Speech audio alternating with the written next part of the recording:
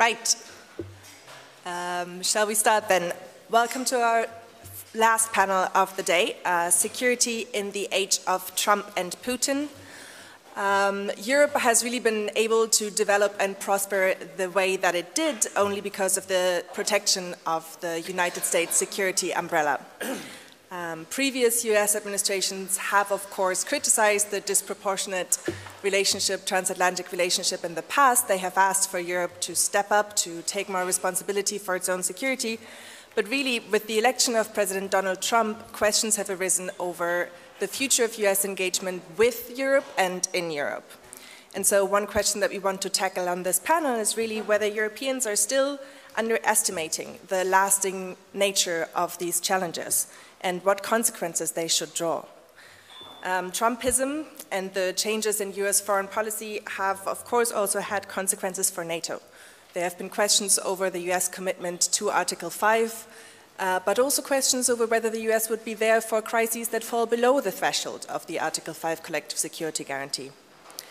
At the same time, the illegal annexation of Crimea and the wars in eastern Ukraine, the return of geopolitics to Europe, if you want, have led to one of the greatest adaptation processes for NATO, for the transatlantic alliance, with strengthening of its deterrence posture in the east, but also questions over NATO's role in the south and an acceptance of cyber as a domain of warfare.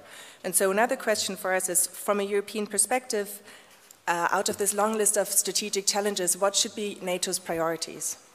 And then finally, of course, it's not just NATO that has been reacting to a changing security environment, but also the EU, with quite a few defense initiatives over the last 18 months or so. The EU has been trying to strengthen its defense identity through money, through political frameworks, through institutions. How serious should we be taking these initiatives? Is it more about politics? Are politics potentially undermining the military benefits, or are we really seeing a game change in the field of EU defense here? And what should be the EU's long-term ambition? Could it or should it be an alternative security guarantor in Europe in the long term? To answer and to unpack some of these issues, we have an excellent panel. Today we have Alexandra de Scheffer from the German Marshall Fund, where she's a senior transatlantic fellow and the director of the Paris office.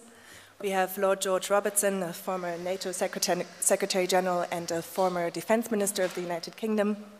We have François Heisbourg, who is the Special Advisor at the Fondation pour la Recherche, Stratégique, and Antoni Missiroli, who is just about still Director of the EUIS, the European Union Institute for Strategic Studies.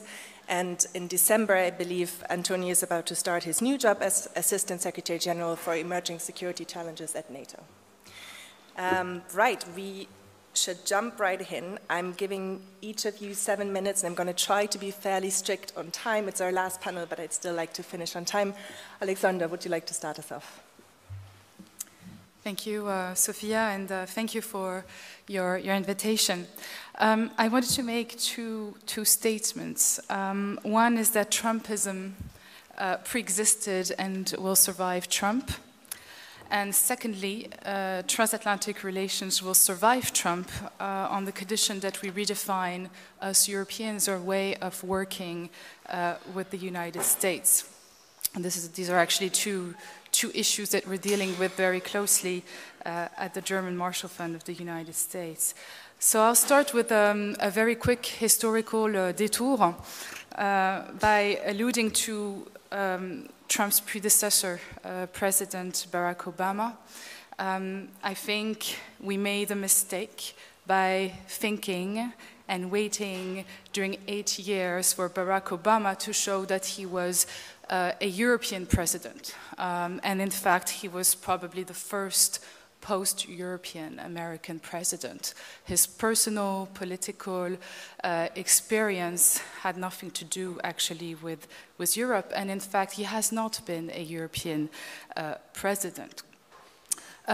He was also the US president that initiated, after several years of military engagement in Iraq and Afghanistan, what I would call a partial disengagement of the United States from international affairs.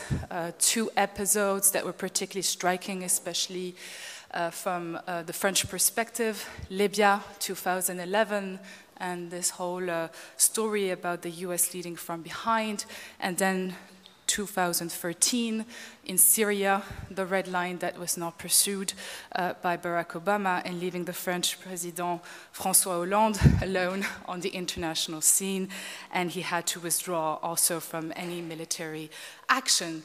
These two episodes were actually a very clear signal that the United States would not always be there with us and for us when we would decide to intervene in our near neighborhood. And you add to that the famously known pivot to Asia. This pivot was also initiated before Barack Obama, but was really formulated in a much more transparent and radical way under his presidency. You put together all these pieces and you realize that the different ingredients of what we call today Trumpism were actually very much present in Barack Obama's foreign policy. Trump has been, to a certain extent, accelerating these trends in these different topics that I just mentioned. Barack Obama's formula of nation building at home, let's focus on our internal domestic priority, mirrors Trump's America First. There has already been a sort of recentering on what the White House calls US vital security interests. You add to that Trump's willingness to renegotiate alliances, traditional agreements, the obsession with reducing America's trade deficit, especially with China, and you get this phenomenon of Trumpism. But what I really want to insist on is that Trumpism, or Trump, is not the problem today in the United States. Trump is just a symptom of all these political, societal, transatlantic trends that have been really transforming the United States and our relationship with Washington. The first is the change in US political culture. To me, it was very striking. The way this presidential election actually took place shows that campaigning on a US international engagement actually didn't entail any political game. You look at Bernie Sanders on one hand, you look at Trump on the other hand, they were all pledging and claiming for a return of the US on the domestic scene and less engagement internationally. Trump has also won this election on an anti-status quo stance, anti-status quo politically, but also on the international scene. That the United States has been losing, and now it was all about winning. US society, I think we have to be much more attentive to what is transforming and what has been transforming US society these last years and will continue to transform US society, and that will have an impact on our relationship with the United States. This feeling of American decline that is very, very perceptible among Americans, which obviously based on this economic insecurity, cultural anxiety, and yet it's not just a feeling, it's real. And Michel Barnier showed these figures, which I think illustrate that pretty well. By 2060, the United States might be only the third economic world power after China and India, and the EU even further down the list. To that, you add the decreasing appetite for US global engagement. And I really want to emphasize this feeling among the young Americans between 18 and 34 years old. A recent very interesting poll showed that 4 on 10 of these young Americans want the United States to play a minor role in international affairs. They have been shaped by the attacks of 9/11, by the failed interventions in Iraq and Afghanistan, and they don't see the utility of deploying a large amount of military force and do so-called state building or nation building. And lastly, the demographics. the US Census Bureau shows by 2060, the US will become what they call a majority minorities nation. Today, the white population counts for 62% of the population in the United States. By 2060, it is estimated it will present 44%, compared to the Hispanic population, 29%, instead of 17% today. Black African Americans, 14% instead of 13% today, and the Asian population, 9% instead of 5% today. So if you put all of these economic, cultural, demographic trends together, you understand why Trump got elected just a few months ago, and how this will actually profoundly change our relationship with the United States. Trump is also a symptom of I would say, the different tensions that you can have in the transatlantic relationship, more than a cause. If you look at the burden sharing debate, everybody knows in this room it's been going on and on. If you look at how Trump represents this larger crisis in NATO since the end of the Cold War, how out of areas operation has to a certain extent damaged transatlantic solidarity. And that is still not over, and probably one of the, in addition to Iran and other issues, transatlantic crisis is going to be about Afghanistan. You've seen how the Trump administration announced it was going to increase the number of troops by maybe more than 400,000 troops in Afghanistan, and Trump has been very clear in his National Security Advisory team as well, that it is expecting from European NATO allies to step up their troops level in Afghanistan as well, and obviously there's not a lot of appetite to actually do that. Lastly, I would say there is a very, very big source of concern today in Washington, looking at Europe about our fragmentation. Obviously, Brexit. The US policy today is described as one of polite distance, looking at what's going on and still wanting things to go in the right direction.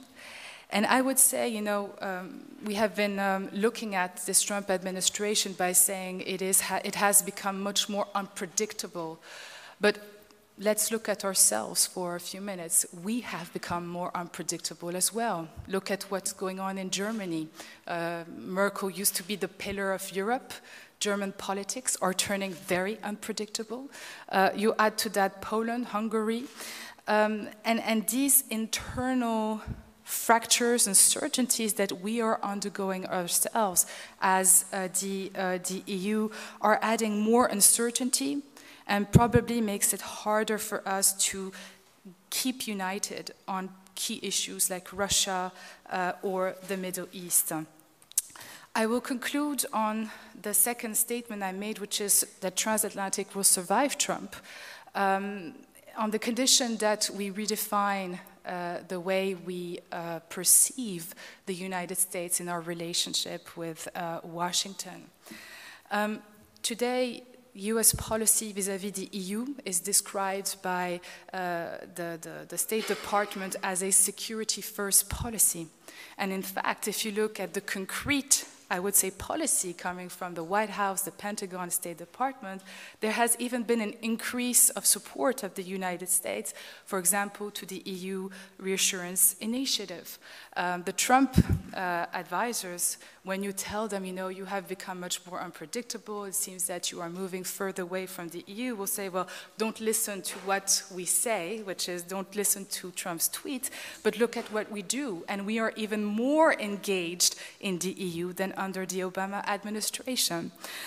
So you have these types of discussion. The other thing I want to underline is the role of US Congress.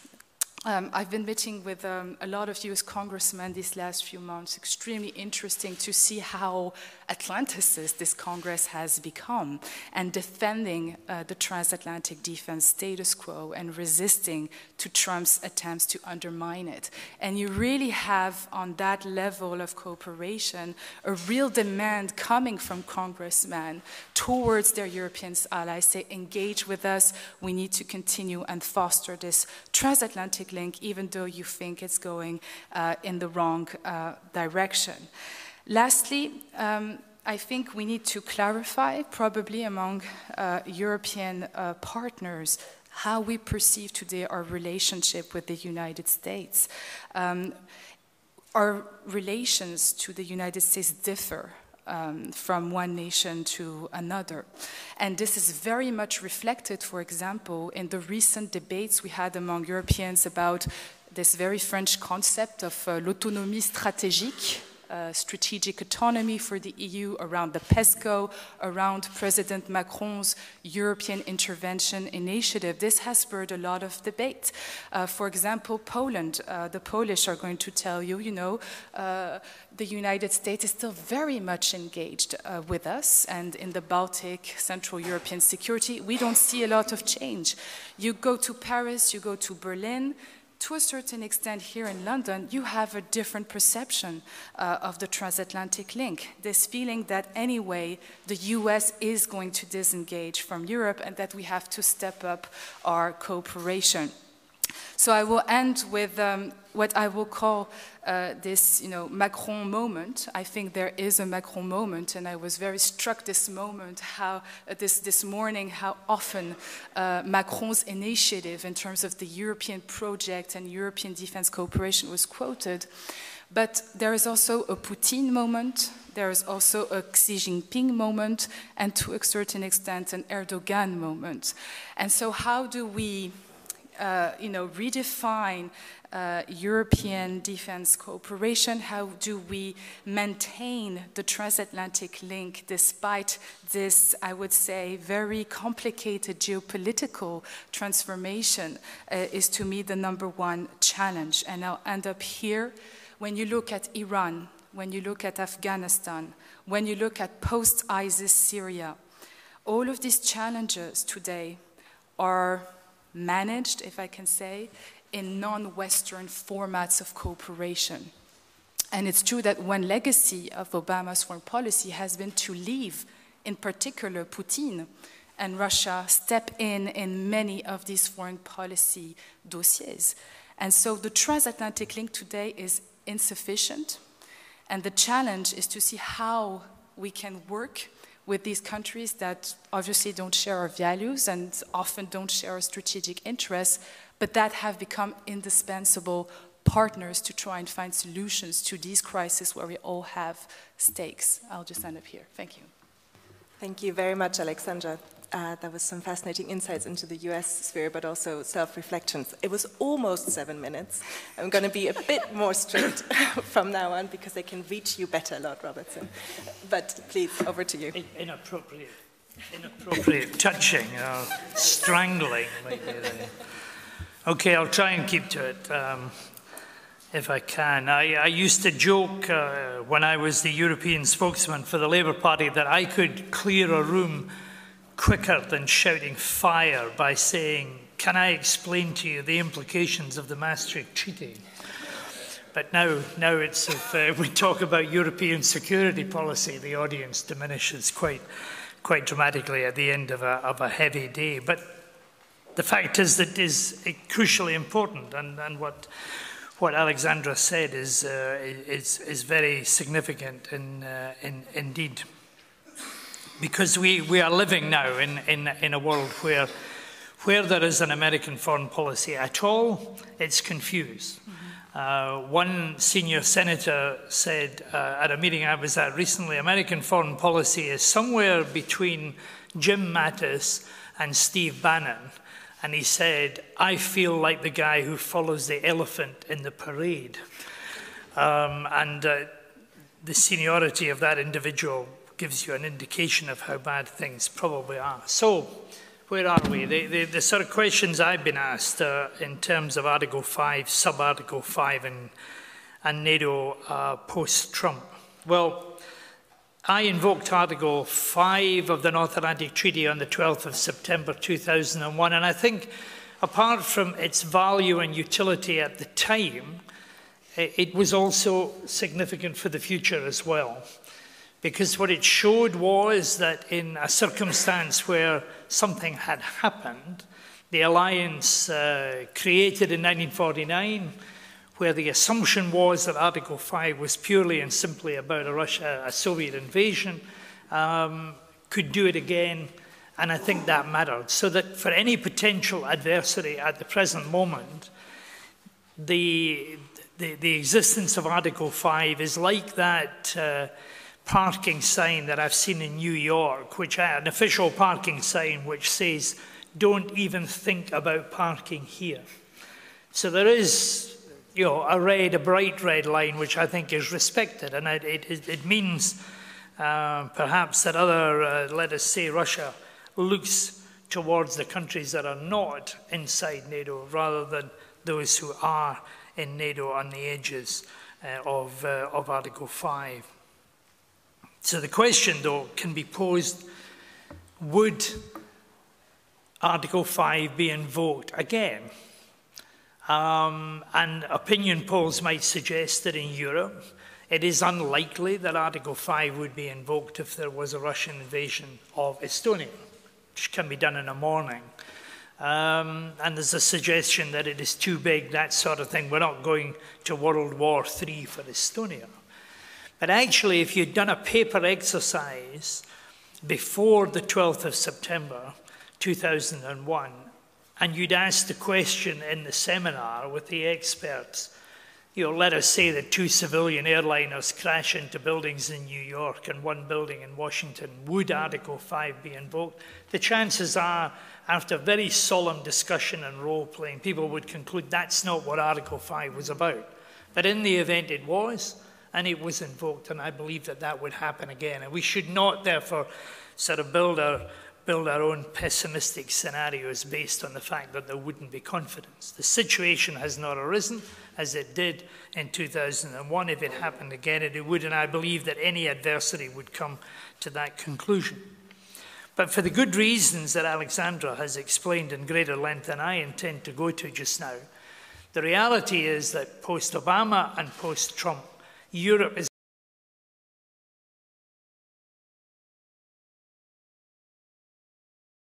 Libya was people asked about the European security and defense identity, as it was then called.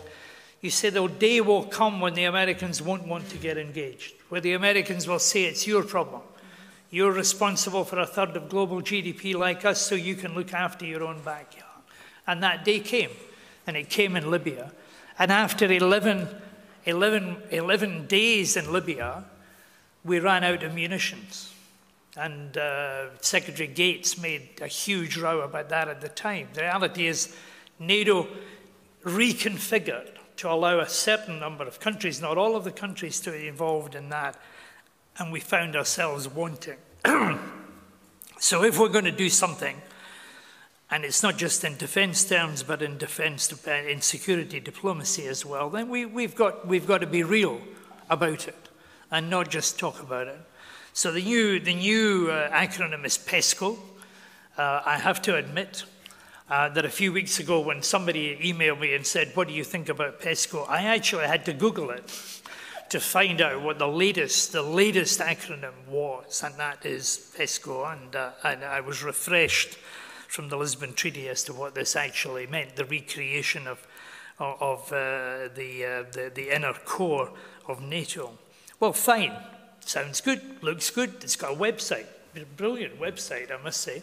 And there's lots of rhetoric about it and what's going to happen and what's going to be done. And it reminds me of the previous days when a European Union headquarters was to be created in the city, that was going to basically replace SHAPE at Mons and do the job that SHAPE did. And the British resolutely sort of opposed this for years on the grounds that we didn't need to duplicate SHAPE because under the Berlin Plus arrangements, SHAPE would always be available. It was available in Libya, and it would be probably available in the future again, but maybe not. Maybe not. And that's what PESCO needs to tackle.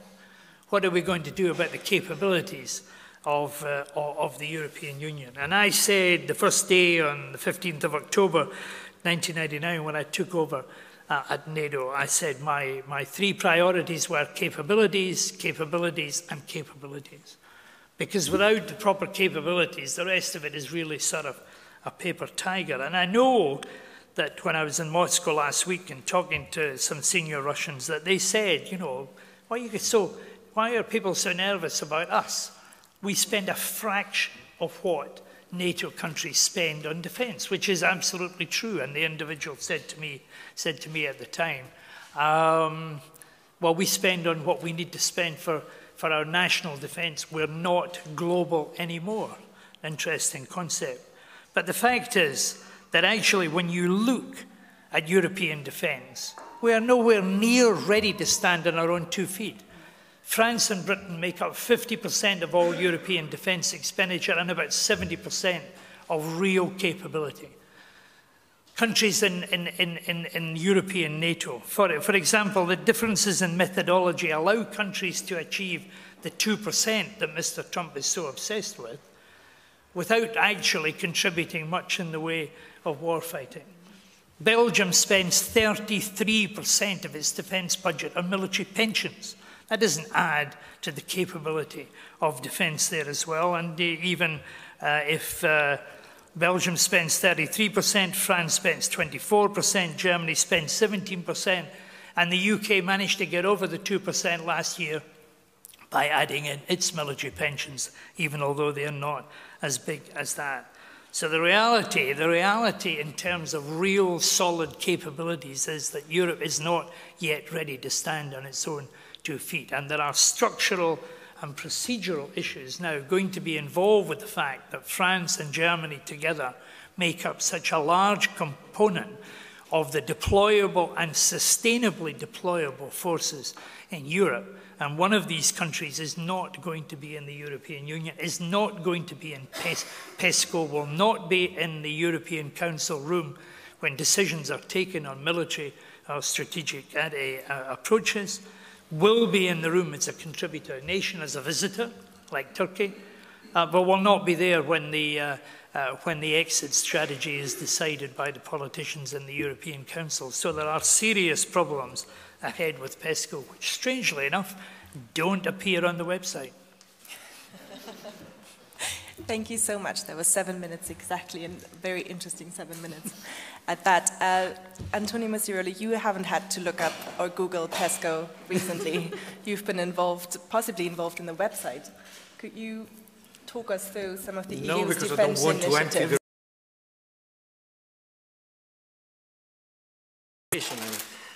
I had the opportunity to speak at a very peculiar personal, professional, political juncture because I'm moving basically across town from the EU to NATO after almost 20 years working on European defense. I started out when Lord Robertson was Defense Secretary, that far back. So let me divide my consideration in two little and short groups. One is looking back. I mean, if you look back to the past 15, 20 years, you can easily say that the EU has made more progress in this field over the past 12 months than in the previous 12 years. After the initial momentum, post-Semalo, post the security strategy, there has been a degree of loss of momentum of energy, and only recently has that dynamism picked up again. There is no need to explain to this audience what are the root causes of that. They are multiple. They are felt differently across the European Union, but they conjure up to creating a sense of insecurity that has to some extent favored the turnaround of the past few months. Taboos have been broken. For those who are EU insiders, the fact that we now have a tiny, weeny, small operational headquarters, military operational headquarters in the EAS building. The fact that the Commission is investing on defense proper, including capabilities, not just research. The fact that defense ministers starting later this year will start comparing notes about their planning processes and their priorities in defense expenditure. And the fact that is the story of these days and weeks, that PESCO at long last is being launched in all probability next month, and not with the little avant-garde of countries, but with more than 20 potential participants from the outset, are all stories that just a few months ago or a couple of years ago would not have been credible or believable by anyone across the European Union. Add to that cooperation with NATO is proceeding much better than in the past. It is happening in the field of cyber, hybrid threats. I mean, there are hybrid cells in both organizations that are having a sort of working level dialogue on a regular basis. Defense expenditure, Lord Robertson mentioned the 2% solution in NATO. The EU is putting more emphasis in the framework of PESCO on research and development. For the first time ever, the budget of the European Defence Agency is being raised for next year, so that is also a good sign in that respect. And the two organizations are now discussing how to improve military mobility across Europe. I mean, it's what in the EU it is very often called military Schengen, but of course, as you can imagine, the alliance is not particularly liked because Schengen has nothing to do with most members of the alliance in that particular respect. So there is a lot of stuff that is going on, and that was probably unthinkable until a few months or years ago. Looking forth, I mean, first of all, keeping pace. That is going to be the key challenge. First of all, keeping the pace that has materialized over the past few months. There are a few initiatives there, some building blocks. They have to be consolidated. Some meat has to be put on the bare bones that we now have in that particular respect. Detailed work on details, funding projects has to be made. Probably at some stage, dealing with the implications of Brexit will also be part of the job, and then a new team will be appointed to lead foreign security. That is just for the next few months, but of course the trouble is that in all these projects there are no low-hanging fruits. These are all initiatives that are likely to bear results if at any time, I mean in a few decades, and therefore even vis-à-vis public opinion it may be at some stage be difficult to sell all these achievements beyond the announcement moment, precisely because the results will take any time to consolidate. And of course, keeping pace also with the evolving landscape in this particular respect. Threats are changing very, very fast, and it is going to be difficult, despite the progress that has been made over the past few months, to live up to the challenges and risks. And I'm sure that François Heisbourg will elaborate much more on that. If we look back at the lessons of the past few months and years, I would say that paradoxically, in order to pick up more speed in this particular respect, to increase and improve cooperation, maybe threats have to get worse in order for policies to get better sooner than it has happened so far. I will stop here. Thank you so much. Straight over to you, François. Yeah, with pleasure, well, it's good to be in Brussels today. There's exciting things going on. I'll essentially try to approach four questions. One is, why should the EU be working on defense at all? Secondly, what we should not be doing. I believe in the Hippocrates' oath, you know, the first duty is not to do harm.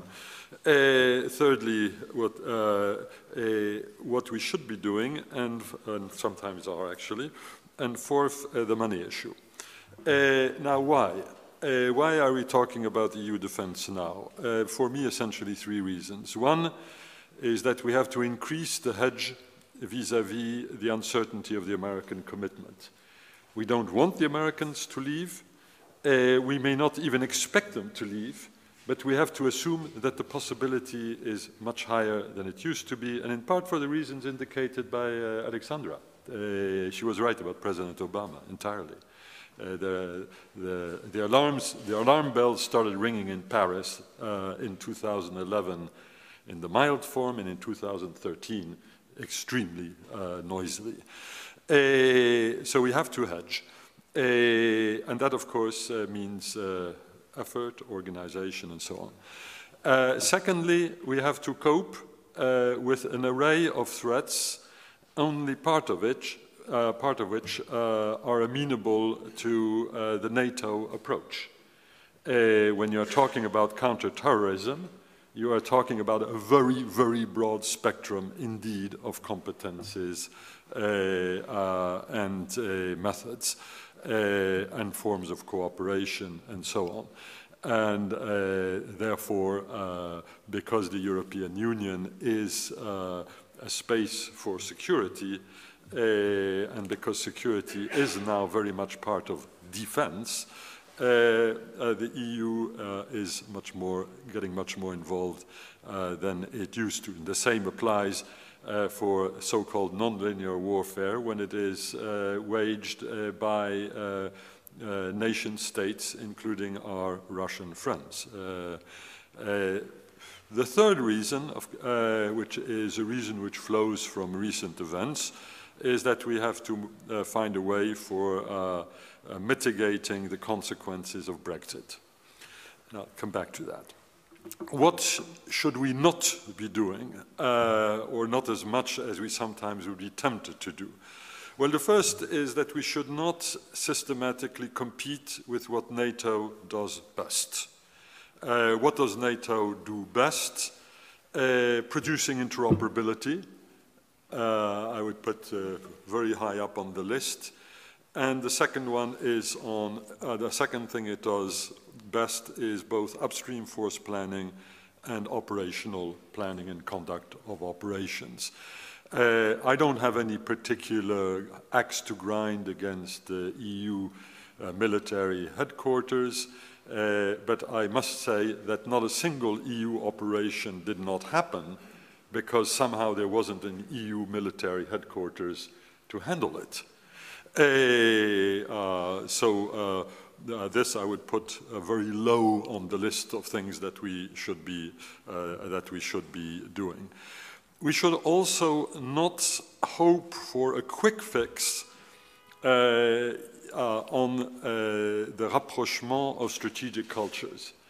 I emphasize this point because, of course, the differences in strategic cultures, notably between France and Germany, are often and rightly highlighted. Macron, in his Sorbonne speech, dwelt at some length on this topic, made a number of recommendations, which are all essentially good. But if anybody expects quick results to occur, they would be wrong. There is nothing more difficult to change than the culture of an organization. And this happens to be true also of organizations whose job it is to produce strategic effects. So, by all means, do it, but don't ask your public opinions to expect quick results. What should we be doing? Well, first, a quick word on PESCO. You were, Antonio, presenting as a virtue something which is maybe not necessarily a virtue. 23 out of 28 member states of the EU are members of PESCO. One is the UK, which is leaving the EU. The second one is Denmark, which is not part of the EU's defense. So you have 3 countries of the EU who are not who are not members of PESCO. One is Malta, the other one is Ireland, and the third one, for reasons which escape me entirely, is Portugal. So everybody and his dog is a member of PESCO. My level of expectation as to the ability of the PESCO mechanism to produce the results that it claims it is setting out to produce in the Concilium note, which I caught on the web yesterday, I honestly have my doubts. That doesn't mean it's a bad idea. It's a nice beginning, and it's also nice because it actually does focus on capability. It doesn't focus on the other stuff, which I just mentioned. But once again, PESCO, no great hopes. Secondly, European Defence Investment Fund. Now, that one has a lot of potential. Because if there's one thing which NATO does not do well, is the rationalization of arms acquisition. This is not, it used to be relatively good at it in the 50s and the 60s, but that was some time ago. It actually is not making this one of its core businesses. It is another reason why the EU can and should and can. It'll only work if there's enough money there to make a difference. To me, making a difference means 10%, and not 10% of R&D, but 10% of acquisition. Today, acquisition amongst the EU 27 in defense is between, depending on how you count, between 35 and 40 billion euro a year. So if you want to make a difference in terms of influencing the manner in which countries procure their weaponry, you want to be able to put a sweetener of 10%. So let's say 4 billion euro. We ain't there yet. Could happen. You know, there are two things which the EU doesn't know how to do pretty well. One is to spend money, and the other one is to produce norms. And here we are in that area. But we are not there yet. An aside on the United Kingdom. I am surprised, but maybe I'm not sufficiently well informed. I am surprised by the apparent lack of interest by the UK in terms of being in on the ground floor when it comes to defining the rules of the European Defence Investment Fund. The United Kingdom, there's no particular reason why the UK outside of the EU could not be part of the system, in the same way that countries like Switzerland or Israel are full participants in the 2020 R&D program of the European Union, with its, 80 billion euro of expenditure for the current budget period. So, dear British friends, you should actually wake up on this one. And I say this not through pure altruism, but because there is so much intermeshing between the defense industries of France, the UK, Sweden, Germany, and some others, that it is actually worthwhile to make sure that the Brits are part of this process and not... And, come on? Mrs. May said she was going to contribute to... Is it not in the floor? Oh, yeah, but I mean, I can also say the same thing, but that doesn't mean it will happen. I am surprised by the lack of specifics. I know. I'm talking about I don't see many miners at the coalface on this one. I do hear politicians with hot air coming out of their mouths. As you will recognize, the two things are not exactly in the same exact universe. And finally, final point: how much? What kind of money are we talking about? Today, the European Union, the EU 27, without the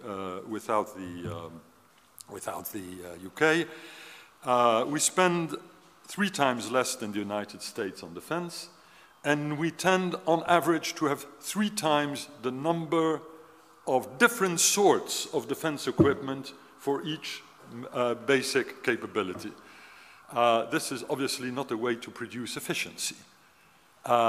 This is seriously wrong. This is one of the reasons why the European Defence Fund Investment Fund is so important. And secondly, the 2% objective of NATO is fine as symbols go, but we have actually also to aim at another percentage. And you see it come up sometimes in the UK debate, you sometimes see it come up in the German debate, and that is the so-called 3%. 3% for the 3D, defense, defense, development, diplomacy. You know, how are you going to deal with terrorism and migration and underdevelopment, all things which are interrelated in Western Africa, if you don't have an integrated approach and if you don't have some form of integration of your budget? Today, to my knowledge, nobody achieves the 3%. But this is actually the one we should be heading for. And a very last point: none of this is going to have any importance if the French and the Germans don't agree on what to do together. Yesterday, I was fairly confident that this would not be a major issue in the fullness of time. This morning I was rudely awakened to realize that this was not the case. And I say this for defense, not simply for the usual reasons, that is, you don't get anything moving in the European Union if the French and the Germans disagree. That's quite clear. But also, in the EU 27, France and Germany represent half of the defense expenditure of the 27. In the same way that in the 28, France and the UK represent 50%. I do not know who will be running Germany tomorrow. Thank you. Thank you so much. Thank you to all of you. That was, I think, a very stimulating start to the discussion. I'm going to start off by asking a few questions myself, and while I do that, you can all think of your questions and remarks. So first, Alexandra, you said that we should look more to Congress. You've been speaking to Congress quite a bit. In terms of what you recommend after your trips, what is your recommendations to Europeans how to engage with the Trump administration on foreign policy? For Lord Robertson, you've mentioned the idea of European strategic autonomy briefly in your remarks, and it has been included in the language on PESCO and the language of some of the recent initiatives. Could you just say a bit more about whether you see a risk in that ambition, given that NATO has been very optimistic, very positive about the EU's recent defense initiatives? It sees the potential for complementarity rather than competition there. For Antonio, just because we've heard quite a bit of criticism of PESCO now, what do you think, how can this still work? What do European countries have to do to make it work? I'm thinking, for example, of proper assessment mechanisms. So the fact that you have 23 members doesn't have to mean that ambition is diluted if you can punish members for not living up to the targets that they have set themselves. And then finally, François, because you have pointed to the challenges and the difficulties in this, could you also maybe address the challenges you see for NATO-EU cooperation in the future? No, not really. I think I've addressed it, actually. I mean, I can repeat what I said, but I'm not sure it will be very interesting. Good. All right. We'll start with the first three questions then. Alexandra. Thank you. Yes, no, I was really struck to, hear an alarm bell coming from the U.S. Congress saying, for us it's becoming more and more difficult to sell the benefits of why Europe matters, of the benefits of U.S. commitment to NATO, to our own constituencies. And so there was an interesting discussion about what could be done to really continue and keep that interest in the transatlantic link and in Europe. And there were two things. One thing was that we should obviously better explain the challenges that we Europeans face and that maybe are of less proximity for the United States, and an interesting discussion obviously on the refugee migration issue, because this is a more faraway issue for the United States, and what does it mean in terms of burden for Europeans, because it should also be part of the burden sharing debate. The second one was, how do we show concrete results in terms of transatlantic cooperation, especially on issues that might be of immediate interest for Americans, cyber issues, for example, disinformation. How do we cooperate better on asymmetric war? Were discussed as topics where better to the American general public. These were just a few ideas discussed, but really this recurring, I would say, alarm bell from the congressman: be careful, because it's tougher and tougher for us US congressmen, but also American policymakers, and it's not new, but it's accelerating, to really convince the ordinary American guy that we have to continue and foster this transatlantic link, and that the US leadership and commitment within the Atlantic Alliance is fundamentally important to US security interests. Yes, strongly agree with that. I think that Europe is going to have make the case in the United States for why the transatlantic relationship matters. You know, and it's not sufficient to simply go back to the old rhetoric and sort of talk about, you know, sort of shared values and, you know, sort of Second World War and the nature of things in the future, because the degree of isolationism that is characterized in the extreme by Donald Trump is expressed also right down at local level. You know, the issues, as I've said before, the issues are global, but the politics are local. Members of Congress, members of the Senate now don't really have to worry about their electorates. They have to worry about the primaries. And the primaries are primaries, and they are very localized as well. And therefore, there needs to be a case made as well. So European strategic autonomy, I think, is part and parcel of the way in which we need to look forward. I was one of those involved with the San Malo Declaration.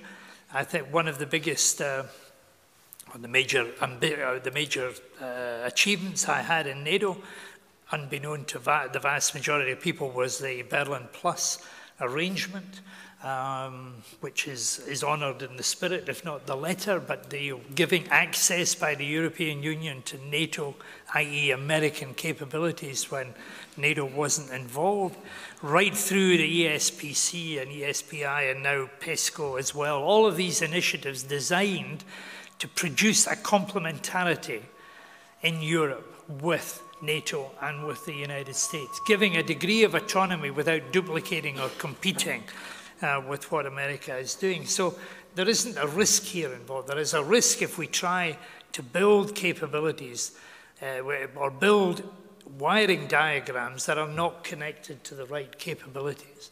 And that's the biggest risk of all. At the present moment, the average percentage of GDP in the non-US allies, the European plus Canada members of NATO, is 1.47%. That's what the average still is. And that would mean if certain countries were to get up to the 2%, would require 107 billion euros to be spent.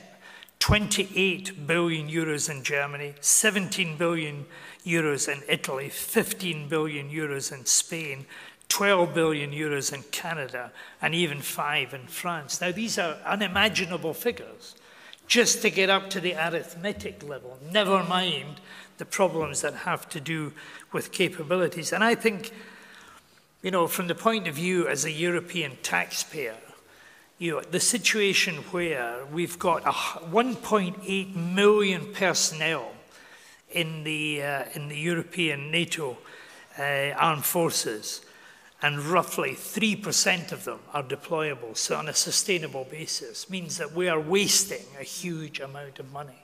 So if we really want to sort of talk about strategic autonomy in Europe, and that ranges right across, you know, deployable forces, but through cyber as well as intelligence and transport and the rest of the things that go along with it. You know, we tend to think about boots on the grounds, but it's actually the worrying shortage of helicopters, of big transport aircraft, of surveillance, intelligence, and reconnaissance. These are, you know, commonly known as combat support and combat service support. That's where the Europeans are lamentably behind the Americans and behind where our ambitions should be as well. So the risk is we make a lot of noise, and when the crisis comes, we're found wanting. Yeah. Thanks, Antonio. If I may pick up on the discussion on strategic autonomy. In my personal experience, for what it is worth, it's mainly a matter of interpretation. I mean, along with a couple of people in this audience, I was part of the so-called group of personalities that prepared a report for the EU institutions on defense research, that then became the basis for the preparatory action that is currently being implemented. And I remember, as I suppose also the others here in the room, all the debates about using the term strategic autonomy or rather operational autonomy for the European Union. In the end, I mean, the battlefronts were the usual ones, basically France and French representatives particularly strong on wanting strategic autonomy, and British and Nordic participants putting the emphasis more on operational autonomy. And then we agreed on a notion of an appropriate level of strategic autonomy, where of course the compromise was the term appropriate, where you can always fill it up with whatever you like. Similarly, in the preparation of the global strategy for foreign security and defense policy, the debate was quite similar, with the same battlefronts, if you like, and if you read the strategy carefully, you find an appropriate level of strategic autonomy here and there, but also full strategic autonomy elsewhere. In the French debate now, and this is an assist for François to comment on this, my understanding is that the emphasis now is for France on maintaining or achieving strategic autonomy, and for the EU to achieve operational autonomy. Now, exactly where the difference lies between is, yet again, a matter of interpretation. Certainly the European Union, I would say, is not aiming at absolute strategic autonomy as a collective body. Certainly having a degree of operational autonomy for its own operations and in perspective, in order to be able to protect European citizens is necessary, is certainly part of the discussion. And of course, relations with NATO are also part of this debate, and it is very often felt like that. On PESCO, well, I didn't praise the fact that there were going to be more than 20 countries. I just made a statement of fact. And I would argue that they may even go beyond the current 23. In Ireland, the decision can only be taken on the basis of a parliamentary decision. And the time was such that it was not possible within the closed deadlines to have that debate, but Ireland has not ruled out the possibility of joining. For the case of Portugal, it is a matter of coalition talks, and a debate in the coalition is not solved yet, but considering the general attitude of Portugal vis-à-vis European defense, I think it is highly likely that also Portugal will join. So that could lead us to a situation in which only the UK, Denmark and Malta will be out, with Cyprus in. Cyprus will be part of it. Now, on the one hand, I think it is fair to say that the original design for PESCO, the groupe pionnier, the avant-garde, probably was not feasible politically. Many players, starting with Germany, considered it too divisive inside the European Union. And if it had to be based on an assessment of past performance of the member states, it could have led to 2 or maximum 3 members being part of it. To launch permanent structural cooperation. And prevailed in having it as inclusive as possible, and that is the reality we have. And I would say that the PESCO as we know it at this stage is the result of a Franco-German compromise with the injection of Commission money. That is the one innovation in the scheme, that there is a set of financial, budgetary and tax incentives for the countries participating in it, that the projects will probably, but it's not sure yet, benefit from these incentives that are being devised. Certainly the implementation will matter, and we still know too little at this stage. It is to some extent a blank sheet. One of the unknowns, and I would say one of the risks, and I think that is in part what François was hinting at, is that by qualified majority voting, decisions inside PESCO are still to be taken by unanimity. And unanimity is mathematically more difficult to reach at 24 or 25 than it is, of course, as at 7, 12, or 15. That doesn't mean that in a narrow PESCO, there wouldn't have been a risk of vetoes. I mean, we all know what countries could have opposed what. But of course, there is an exponential risk of blocking PESCO, not only because some countries may not like particular decisions, but also due to the, how could I put it, political volatility in most member states, whereby a change of government in one or the other country over the next few months or few years could bring about a radical change in the attitude towards PESCO. And once the country is in, it has the possibility of blocking everything. And I think that is a serious risk that PESCO may undergo in the years to come. Thanks. François, did you want to come in? Oh, sure, yeah. I wouldn't want to refuse the delight. On PESCO, well, yeah, everybody's going to be in PESCO. That's great. Only Malta will not be in. Because Denmark wasn't in anyway, since they have an opt-out, and the UK is going to be out of the Union. So only Malta is not in PESCO, and we'll all rejoice when Malta finally joins in 5 or 6 years' time. Come on, this is not the way to build l'Europe de la Défense. And as for giving financial incentives, well, this is well and fine, except you're going to, I make this bet, we're going to distribute the incentives on a pro rata basis. How could it be otherwise, particularly if the rule of unanimity prevails? I would have hoped that incentives would be given to the deserving, to an avant-garde, for example. So once again, you know, I don't mind the PESCO, but my expectations are essentially close to zero Kelvin. On strategic autonomy, the word which the French president uses, the choice of words, his choice of words, I don't know whether the people in Brussels have already realized this, is souveraineté européenne, European sovereignty.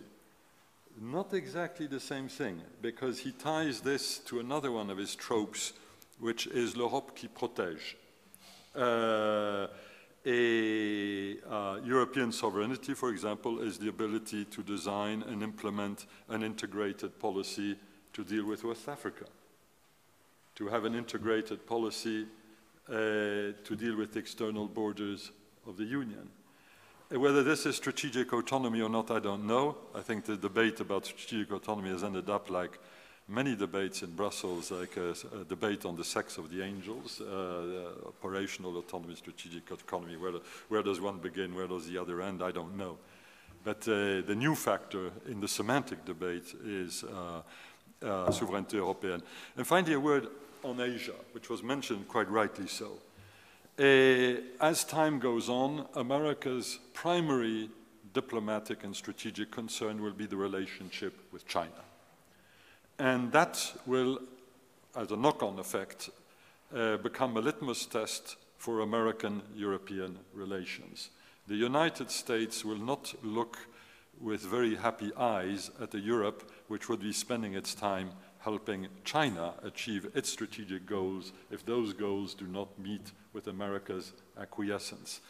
This is going to be a very difficult act for us to put together.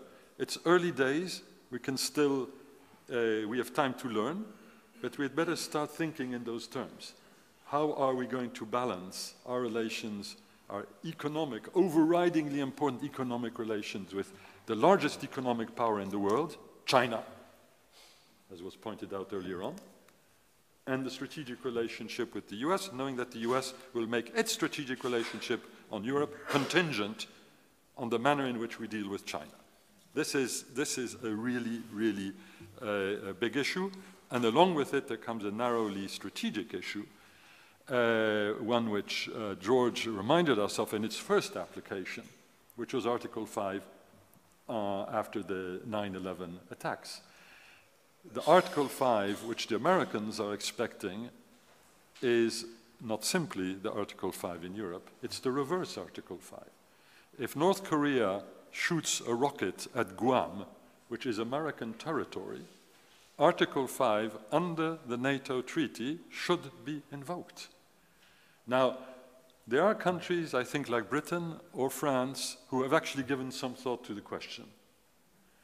When you raise the issue in Germany or in other countries of the Union, you have the impression that you've done something very impolite, that this is not a question you should have put on the table. That is also part of the differences in strategic culture. Thank you. All right, I'm going to open the floor to questions. I have Ian Bond first on my list. Thank you very much.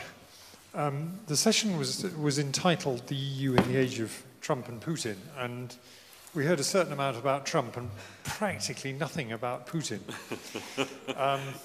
Maybe that's right in terms of their relative weight or the relative weights of their country.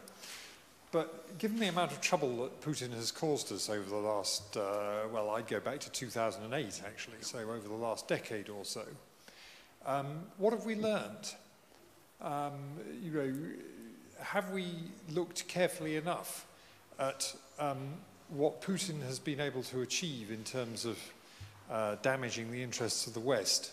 at the cost of maybe a couple of hundred people working in an office building in St. Petersburg, versus the billions that we would like to spend on shiny new kit? And are we actually doing what armies generally do and fighting the last war, rather than thinking about entirely novel ways to get ahead of the game? I'm going to just take these questions in threes, I think. So let's get Garvin next. Thanks.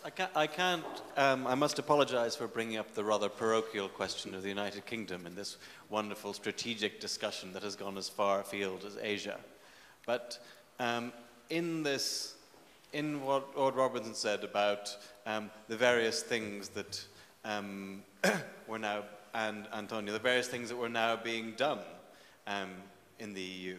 One of the reasons, of course, these things can now be done is that the UK is not there to, particularly not so much his party, but my own Conservative Party, is not there to block them.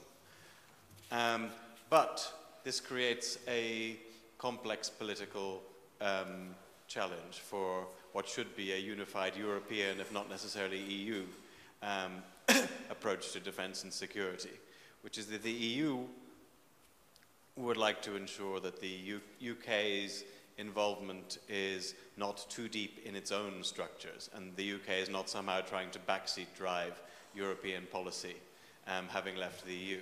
Whereas the UK, and Sophia knows this from her constant battles of Twitter, seems to have a preternatural fear of an EU army somehow appearing from the various acronyms that European institutions produce from time to time. And I want to suggest a way to get around both of these political concerns, which is to recreate an institution that has previously been pressed into service to solve similar political problems in the past, and that is the Western European Union. Very light, very discreet, but has this ability to fix these embarrassing problems that might otherwise do. And I think this is a fitting forum to suggest its revival for the first time, as it was the CER that is in the official history of the Western European Union credited with declaring it superfluous and arguing that it should be brought into the EU as a whole during the time of the much more pro-European British attitude than is presently exhibited by London. All right, thank you. And then, yes, please. Philip Souter from Clifford Chance. I just want to pick up on Ian's point. He sort of alluded to some of the cyber security threats that we're facing, and our firm, your sponsors, and our clients fight off thousands of cyber attacks every day, every hour. The vast majority of them are low-level malware, phishing, etc., but some of them do get through. And to Ian's point about fighting yesterday's battles with imposing great pieces of metal when there are hundreds of people in office blocks either doing political interference and trying to skew political processes, or shutting down power stations, attacking users' information in private accounts, etc. I'd be interested to hear more thoughts from the panel on that generally. I don't have a specific question. Is the EU27 doing enough? Is the UK's capability a loss to the EU27? Is it frankly nothing to do with the EU? But I was perhaps a little bit surprised that so much of the talk stayed a little bit shy of those issues. Great, thank you. So we've got Putin, the Western European Union, and cyber. Lord Robertson, would you like to start? The only thing that the Western European Union, in my experience, solved was the pension problems of members of Parliament from the constituent countries who spent a lot of time going to meetings, claiming fairly lavish expenses that didn't seem to do anything else in my mind at all, and disappeared really without anybody noticing or missing it at all. What have we learned about what Putin is doing? Well, what we've learned is that you can play a weak hand very strongly. And that's something that we should learn as well. We've got a strong hand and we play it very badly. We make no real effort to deal with the narrative that has been created by Putin.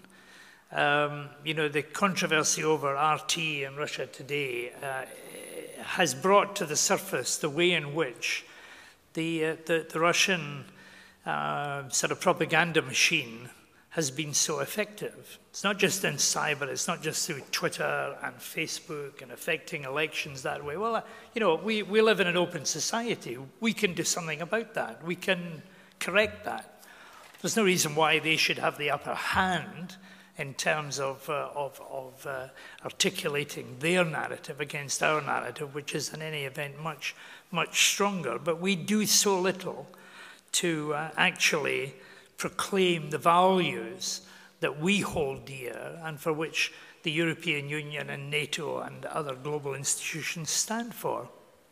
So if we don't actually articulate our own case strongly, then we can't be surprised if other people come in and fill in that space. And that's what ISIS did for some time, taking a lot of angry young people, giving them a narrative that they swallowed without us really doing very much about it. So I think that, you know, we need to do something there as well. And although I was focusing in my opening words about sort of military capabilities, because I was asked to talk about NATO, but there's more to the defense of the West and to our sort of global community than external defense. There is internal cohesion and internal strength as well. And as Alexandra was saying, you know, we are in a bit of a mess in Western Europe.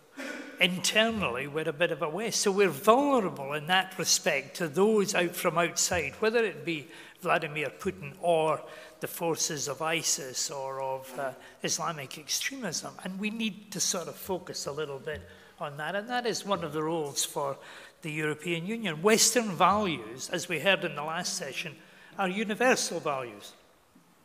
And we don't, in many ways, do enough to actually deal with that.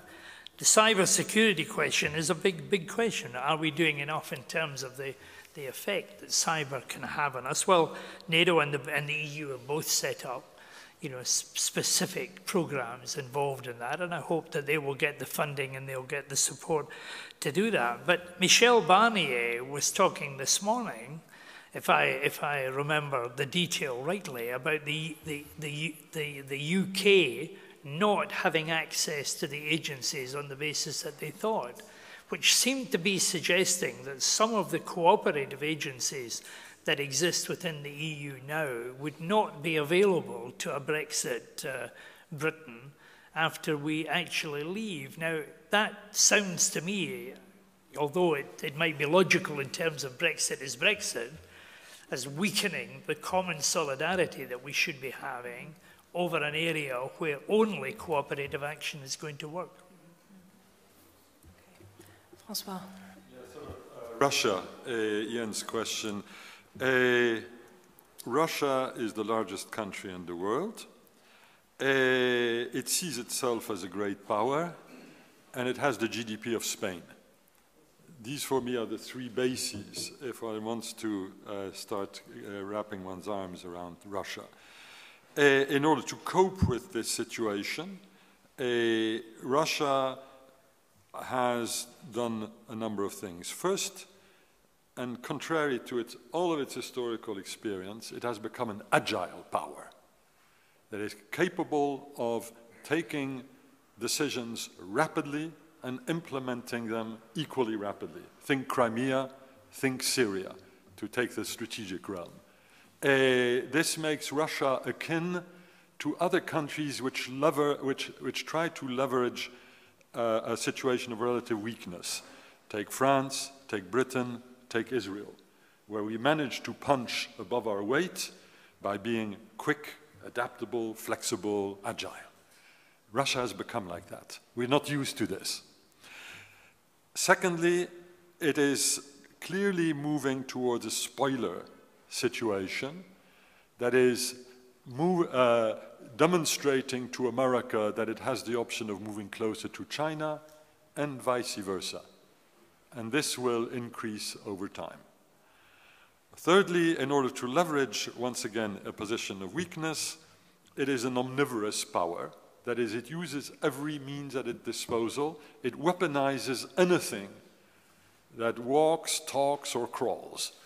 There are very few realms in human activity which are not weaponized. And I say any human activity, even think about sexual mores with the homosexual European Union, such as is presented by Russia. And furthermore, all of this at the service of revisionism. It's a revisionist power. So it's going to be extraordinarily difficult to deal with, because Russia's metrics are not going to be, to a very large extent, the metrics that we used to gauge the Soviet Union's power during the Cold War. The WEU, I was laughing, as a few others, when the WEU was mentioned, because my father was the Secretary General of the Western European Union, and I'm well placed, as he was, to know what all of the limitations were of that particular regime. But I shouldn't laugh too hard, because actually what has been suggested resembles greatly, what is the name of that project, Charles, which you drafted with Röttgen and Pisani-Ferry on having, voilà, the Continental Partnership, where in effect you would have countries which would be part of political Europe and strategic Europe, but not part of the European Union. WEU redux in a way. Which is maybe one of the reasons why I have not been entirely convinced by what otherwise is an extremely well-meaning project. Cyber is going to get bigger and worse. We are on the cusp of moving into the realm of the applications of artificial intelligence into all sorts of areas, including, of course, the military area. Think about the conjunction of hacking and autonomous systems. Crisis stability is not going to look pretty in the near future. So this one, if anything, is going to have to become a much higher level of priority. Thank you. Antonio and then Alexandra, both very briefly, please. The reason why the Russian threat is underestimated are numerous, and they vary according to different countries. Sometimes they vary even inside each country. You have divisions inside elites even about how to deal with Russia. But very often there is a combination of interests, especially in some countries that have either energy dependency or strong trade relations with Russia. There is a degree of corruption. Let me not enter too much into details, but it's sometimes difficult to ascertain, but there is also an element of elite corruption. There is an element of denial. We still prefer to consider Russia a sort of ex-superpower that is out there who can still do business with, as was the case after the end of the Cold War for some time. And in some cases even distance, just sheer distance from Russia brings countries to underestimate the risk. Now, cyber, to some extent, trumps the distance thing, because there is no such thing as a physical distance to prevent a country from being attacked. But cyber is also a very broad category here. Cyber includes, in principle, industrial espionage, cyber attacks related to that. That is what China does. I mean, Russia doesn't do it very much, but China does it a lot. But it also includes disinformation and misinformation campaigns, and that is something that Russia does massively, and it is hitting us ever stronger in this particular respect. We tend to realize that long after the event. That has been the case with the US. It seems to be the case with the UK right now. I think it might be the case sooner rather than later with other EU countries that have undergone electoral campaigns. Recently, we are about to have one, such as my own country. That is only to say that it is a very, very difficult challenge, because elites are divided, public opinion is not mobilized, and perhaps what could bring us to act more decisively in this direction is more shocks and the realization that these things are happening behind our backs. It is very difficult for actors, be it private companies or even public entities, to confess publicly that they have been hacked.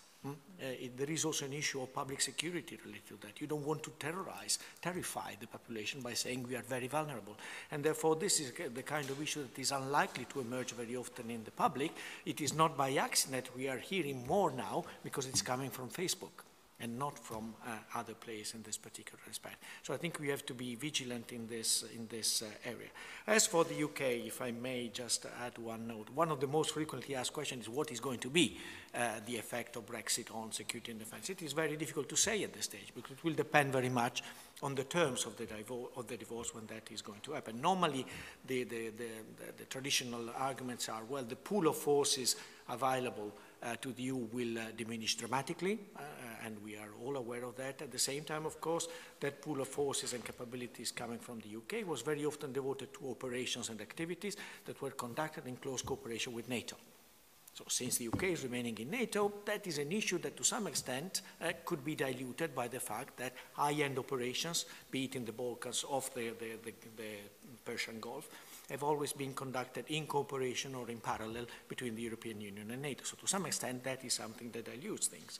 The other big issue is the one that François raised earlier on. What is going to be the practical cooperation of a post-Brexit UK with all the areas and forums and initiatives and schemes that the European Union is about to launch, be it within the EDA, be it on Europol about counterterrorism, or be it on defense research. And so far, we have heard very little. We have heard just from a paper that was released a few months ago that the UK wants to be the best possible partner of the European Union in that field, but when it comes to more specific negotiations, it's very difficult to find a clearer idea.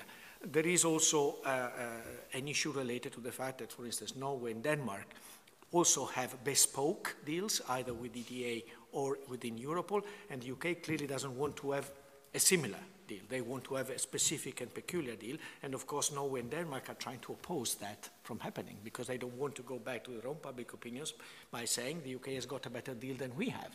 And therefore the situation is still very unclear at this stage, and it will probably depend a lot on the terms of the divorce when that happens. Thanks, Alexandra. Very quickly, on Putin, I think it's a British Parliament report several years ago who said we have been sleepwalking into Ukraine. I think that's exactly it. We have been ignoring the very clear signals coming from the Kremlin, but also coming from our partners in the Baltic and Eastern Central European states. Georgia, 2008 being one of the, I would say, turning point. The other thing, I think, because of the EU's lack of foreign policy, because of the US lack of leadership, we have opened the door to Putin in many critical regions, in Ukraine, obviously, but also in the Middle East. You look at Syria, you look at Libya, just a few examples of where today you cannot solve or try to manage this crisis without having Russia at the table. And today, the Trump administration obsession is to try and get back to the so-called Geneva talks and to undermine the so-called Astana talks, but it's probably too late. And lastly, on that question, I agree that our internal divisions have hurt the values that we have been defending these last decades. And we have been saying, well, Trump is this transactional president, getting over values and just being into a business kind of thing. But if you look at what we've been doing with Turkey on the migration issue, to a certain extent, we have also become very transactional and probably not defending enough the values that we have been supporting these last decades. The second one on, I would say, the institutional aspect, I think we should stop thinking in terms of institutions when we think of the EU, but ask ourselves how should we define the EU today to the ordinary citizen in France, in Germany, in Poland, in Portugal, especially to the young people who unfortunately are not too represented in the room today. But I would basically say it's to show to the ordinary citizen in all of these EU member state countries that working together within an EU framework or within an EU coalition, member states, that we can achieve things that we couldn't have achieved as an individual nation. And I think that's absolutely key. So we don't really care, and I think that's, you know, President Macron's message in his Sorbonne speech.